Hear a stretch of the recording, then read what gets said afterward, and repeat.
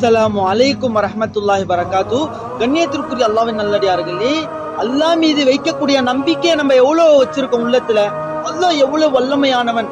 அப்ப எந்த சக்தியில நபிமார்களை காப்பாத்தினானோ அதே சக்தியில தான் இன்னும் இருக்கான். நபி மூசா அலைஹிஸ்ஸலாம் எப்படிப்பட்ட கொடூரமானவன் ஃபிரௌன் பாருங்க. அல்லாஹ் மீது நம்பிக்கை வச்சாங்க, போறாங்க கடல், அங்க வழி இல்ல, அல்லாஹ் மீது நம்பிக்கை வச்சாங்க. அல்லாஹ் குர்ஆன்ல அதையும் சொல்றான். ஆகவே நீர் உம்முடைய கைத்தடியை கடலில் அடிப்பீராக. அடிச்சாங்க, வெளி தெரிந்துச்சு.